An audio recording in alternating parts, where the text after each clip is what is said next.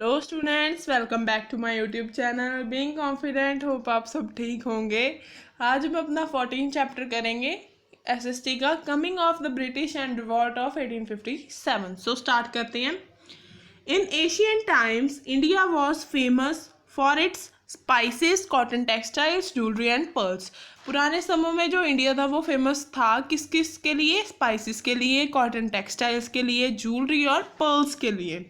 Indian goods were in great demand all over the world, specially in Europe. जो Indian goods थे वो बहुत ज़्यादा डिमांड में रहने लग गए थे पूरे ही वर्ल्ड में और स्पेशली यूरोप में। It had been trading with Rome and Greece for centuries. इसने रोम और मतलब कि इंडिया ने रोम और ग्रीस के साथ सेंचुरीज तक ट्रेड किया है, मतलब व्यापार किया है। The Arabs were among the first to come to India for trade. Arabs जो थे वो फर्स्ट थे जो कि इंडिया में आए थे व्यापार के लिए। उसके बाद जो Portuguese, the Dutch, the British और फ्रेंच जो थे उन्होंने भी फॉलो किया किसको? अरब्स को, ट्रेड करने के लिए इंडिया में। देन वो अपने एक दूसरे के साथ लड़े भी ताकि वो अपनी ट्रेड पे जो है वो कंट्रोल कर सकें। देन डिस्कवरी कैसे हुई सी रूट की इंडिया तक? In 1498, Vasco da Gama, a Portuguese explorer, discovered a new sea route to India via the Cape of Good Hope. 1498 में जो वास्को दा गामा था, एक पुर्तगीज एक्सप्लोरर था, उसने क्या डिस्कवर किया? एक न्यू सी रूट जो कि इंडिया तक जाता था। कहाँ मतलब किसके थ्रू? कैपे ऑफ गुड होप के थ्रू। Portuguese use this route to reach Calicut and started trading in the region. जो पुर्तगीज थे वो भी इस रूट को यूज़ करते थे कैलिकट तक पहुंचने के लिए और उन्होंने भी इस रीजन में ट्रेडिंग करनी स्टार्ट कर दी। At that time Calicut was a major producer of spices. उस टाइम पे जो कैलिकट था वो बहुत ही मेजर प्रोड्यूसर था स्पाइसेस का। Vasco da Gama got permission from the ruler of Calicut to carry on trade with India. तो जो वास्को दा गामा था उसे परमिशन मिल गई थी, जो कि कैलिकट का रूलर था उससे परमिशन मिल गई थी ताकि वो अपना व्यापार कर सके इंडिया के साथ। Soon the Portuguese got monopoly rights over trade. जो पुर्तगीज थे उन्हें भी मोनोपोली राइट्स मिल गए थे व्यापार के लिए। Then East India Company. After the Industrial Revolution, other European countries such as Holland, France and Britain also became interested in India because they needed raw materials, trade goods and new markets. Industrial revolution के बाद जो बाकी मतलब कि other European countries थी जैसे कि Holland, France, Britain, इन्होंने भी इंटरेस्ट जमा लिया अपना इंडिया में क्योंकि उन्हें रॉ मटेरियल्स चाहिए थे, ट्रेड गुड्स चाहिए थे और न्यू मार्केट्स भी चाहिए थे। Few British merchants established the East India company in 1600 with the permission from the queen Elizabeth first, who was the queen of England eight that time. कुछ British merchants जो थे उन्होंने क्या बना ली? एक ईस्ट इंडिया कंपनी बना ली। 1600 में उन्होंने ईस्ट इंडिया कंपनी बना ली। किसकी परमिशन से?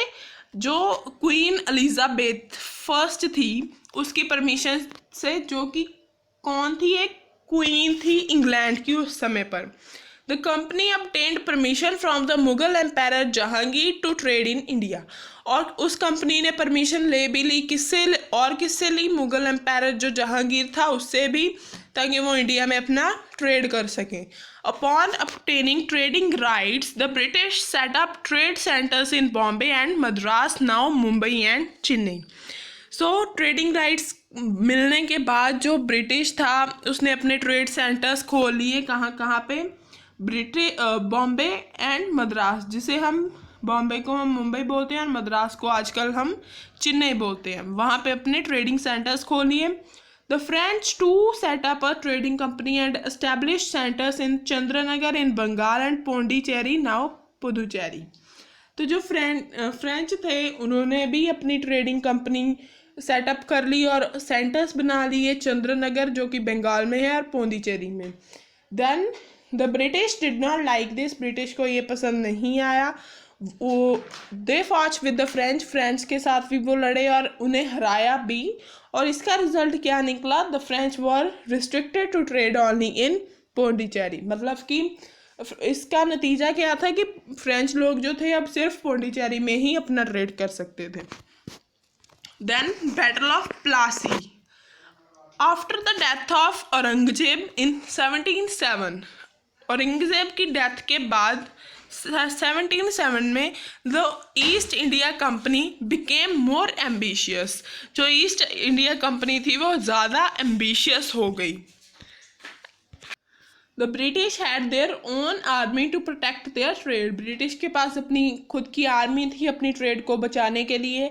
दे wanted to bring Bengal under their control. वो क्या चाहते थे कि बंगाल जो है उनके कंट्रोल में आ जाए। दस उन्होंने क्या स्टार्ट कर दिया? फोर्ट्स बनाने शुरू कर दिए और सेटलमेंट्स शुरू कर दी 17वीं सेंचुरी में।